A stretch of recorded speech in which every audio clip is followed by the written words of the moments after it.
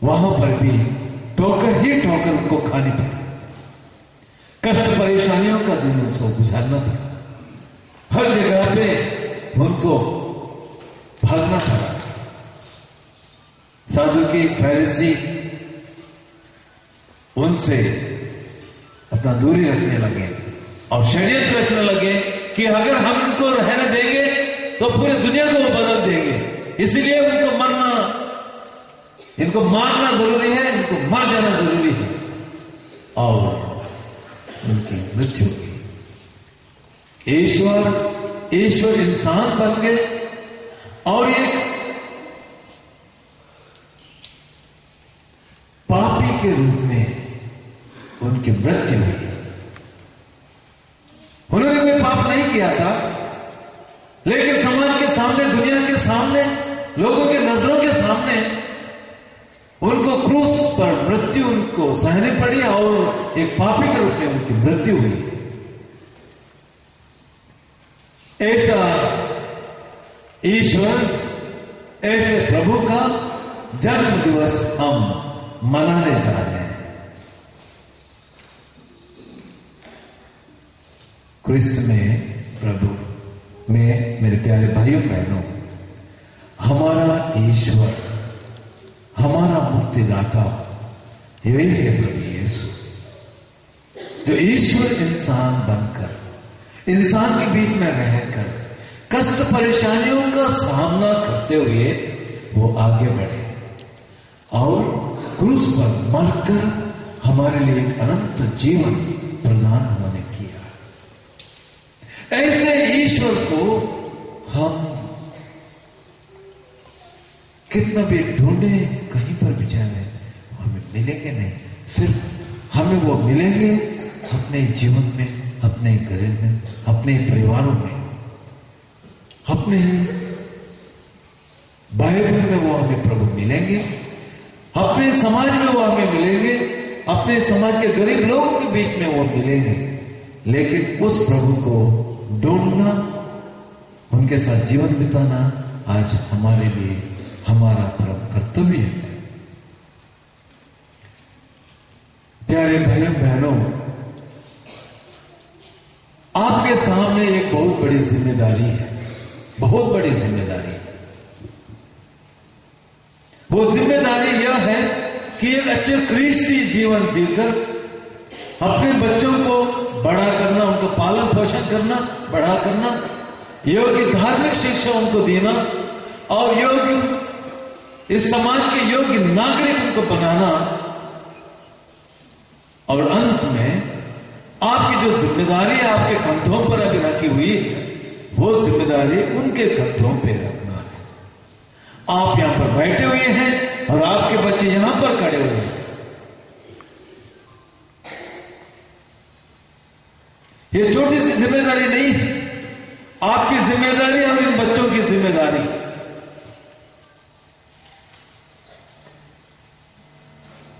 एक सिक्के के दो पहलू जैसे हैं। सिक्का हम देखते हैं, उसमें दो पहलू होते हैं। एक साइड में उसका हेड होता है और दूसरी साइड में उसका टेल होता है। अगर दूसरे एक ही साइड में या दोनों साइडों में, दोनों पहलू में अगर हम हेड को ही पाते हैं तो उसका सिक्का नहीं पाया जाता, उसकी कीमत नहीं होता या उनका कोई वैल्यू नहीं है, कीमत नहीं है। अगर दोनों साइडों में उसका टेल ही रह जाएगा तो उसका भी कोई वैल्यू नहीं है। वैल्यू तब है जब एक साइड में या एक पहलू में उसका हेड हो और दूसरे साइड में उसका टेल। इसी प्रकार हमारे क्रिस्ती जीवन में बड़ों की भूमिका और बच्चों की भूमिका या उनकी जिम्मेदारियां सिक्के के दो पहलू जैसे हैं।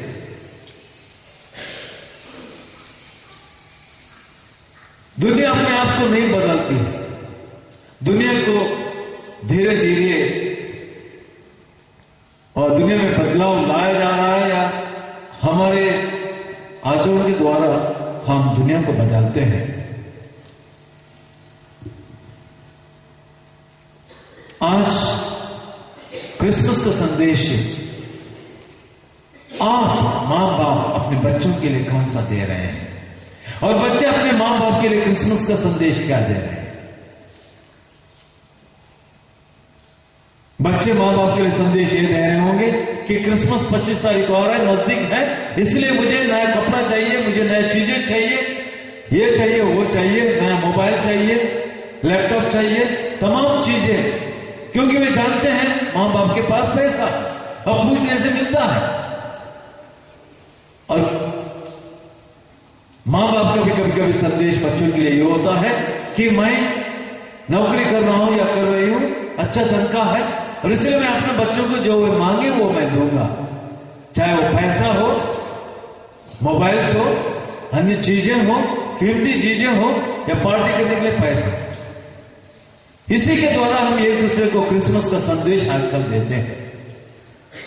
प्यारे भाइयों बहनों, यह क्रिसमस का संदेश नहीं, क्रिसमस का संदेश यह है जिस प्रकार प्रभु यीशु विनम्र होकर उन्होंने ईश्वर के आज्ञाओं का पालन किया, ईश्वर इंसान बनकर इस संसार में जीवन बिताया, मां बाप का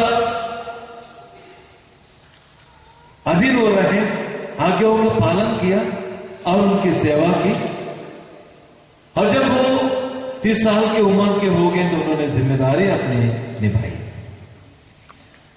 बच्चों के प्रति हम कह रहे हैं, लेकिन बड़ों के प्रति उनकी जिम्मेदारी यह है जिस प्रकार प्रभु ने अपने जिम्मेदारियां निभाते समय कष्ट परेशानियों को देखते हुए भागे नहीं है, लेकिन कष्ट परेशानियों के साथ साथ उन्होंने अपनी जिम्मेदारी भी निभाई। इसीलिए हम अपने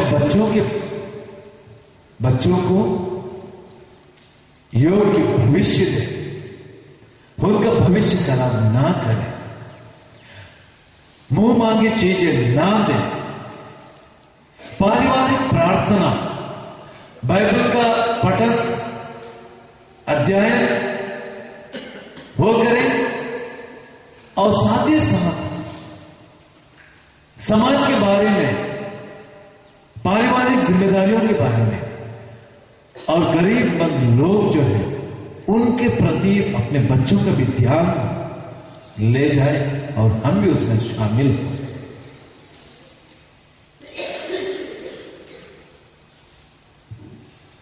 एक बार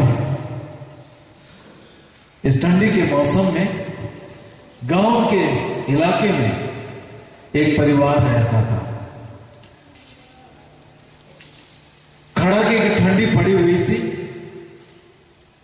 और घर में वहां पर मुर्गियां भी थी।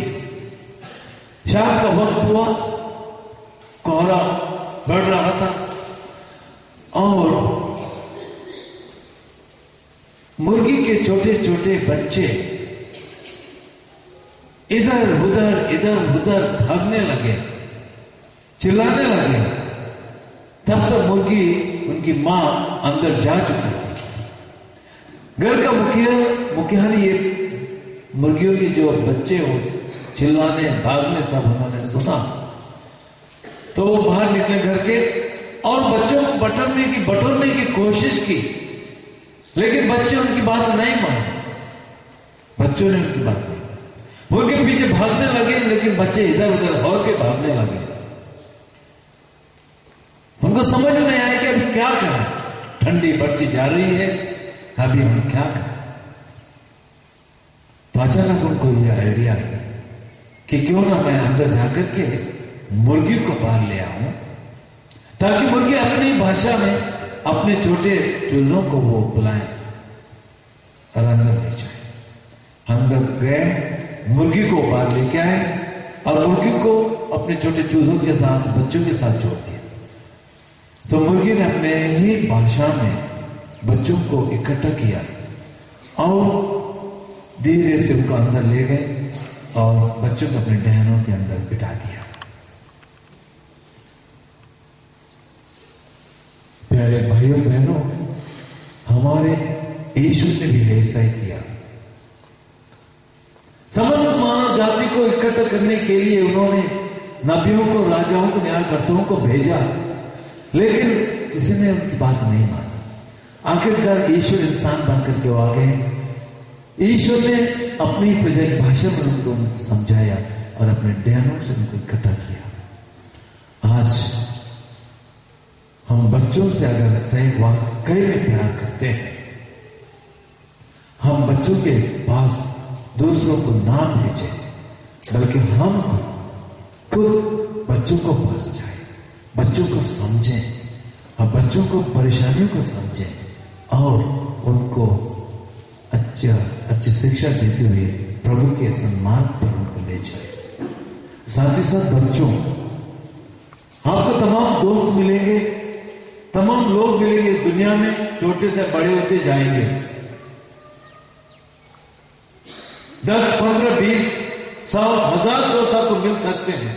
आप यहीं इसी RDSO क्षेत्र में नहीं रहेंगे, बड़े होने के बाद और कहीं जाएंगे। लेकिन हमेशा आप याद रखिए, आपकी एक ही मम्मी है और एक ही पापा है, आपकी एक ही मम्मी है और एक ही डैडी है। आपको दूसरी, तीसरी या 10 मम्मियां नहीं मिलेंगी, 100 मम्मियां नहीं मिलेंगी, 10 डैडी नहीं मिलेंगे, 100 डैडी नहीं मिलेंगे। हमेशा आपके जीवन के लिए, आगे के लिए एक ही मम्मी है, एक ही डैडी है। जब डैडी और मम्मी आपको कुछ समझाएं, कुछ कहें, डांटें, कभी कभी माने, यह मत समझ लीजिएगा कि वो आप लोगों से प्यार नहीं करते हैं। बहुत ही प्यार करते हैं, बहुत ही प्यार करते हैं। और हमेशा जो वो लोग सही रास्ते दिखाते हैं, धार्मिक प्रार्थना करते हैं घर में और बाइबल से पाठ पढ़ते हैं, उसका संदेश देते हैं, उसे आप सुनिए और उनका आज्ञाओं का पालन करते रहिएगा।